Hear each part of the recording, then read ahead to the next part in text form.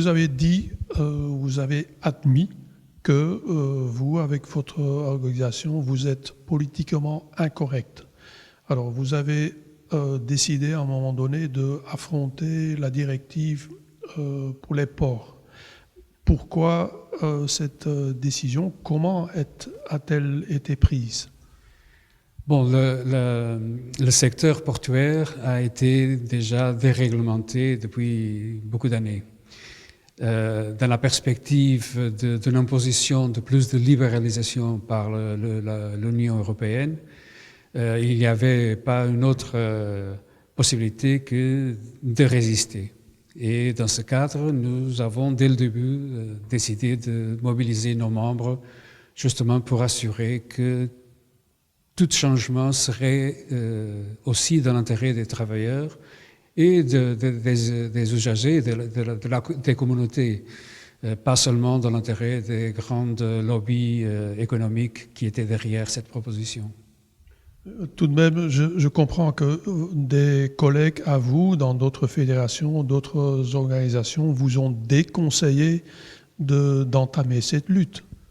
C'est vrai. Au niveau européen, il n'y a pas une tradition de résistance, soi-disant. Pour l'ETF, on a bien discuté au niveau interne que le seul chemin, c'était d'opposer cette proposition. Il y a une pratique de limiter les dégâts.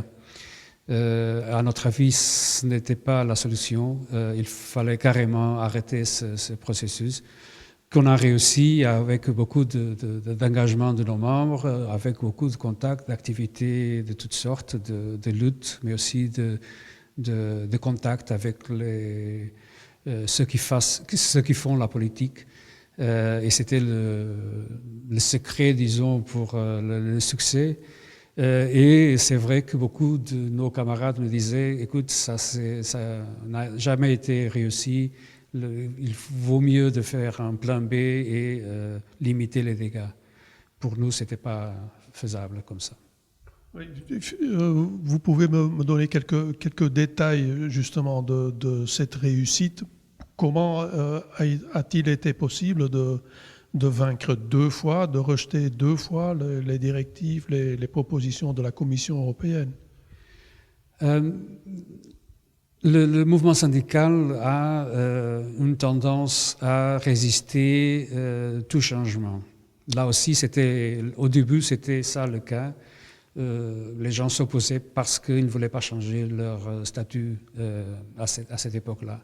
C'est devenu un autre type de mouvement à la mesure où les vraies intentions de la Commission étaient visibles et la force des syndicats dans les ports européens était une des cibles justement de la Commission. Et là, c'était suffisamment évident pour nos membres pour les mobiliser très activement contre cette lutte.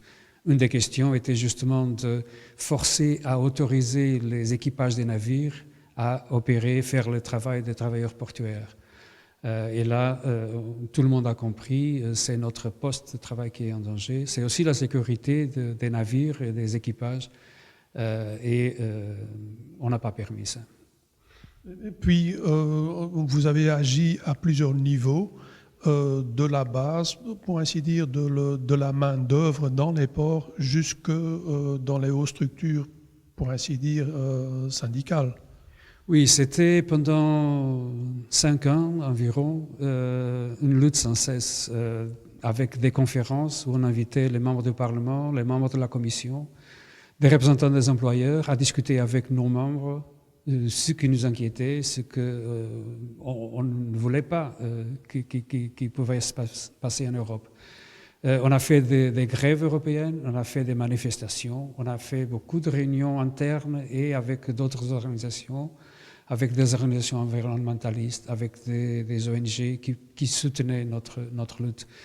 Mais surtout, parce que le vote et la décision finale était au niveau du Parlement européen, on a réussi à avoir beaucoup de rencontres avec les députés dans chaque pays, et ça, c'était décisif pour la victoire à la fin. Dernière question pour aujourd'hui, ce colloque. a assez insisté sur la nécessité d'aller au-delà des organisations traditionnelles, pour ainsi dire, de faire des alliances. Syndicats, par exemple, avec mouvements sociaux. Quelle est votre opinion à ce sujet?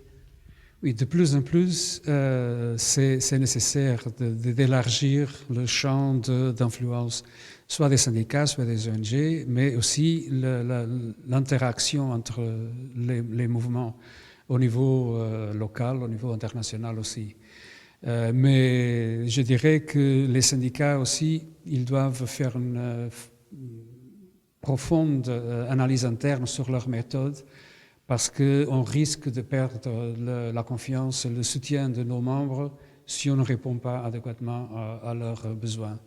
Et les mouvements populistes qui commencent à grandir en Europe s'alimentent justement de cette manque de réponse des syndicats aux inquiétations de ses membres.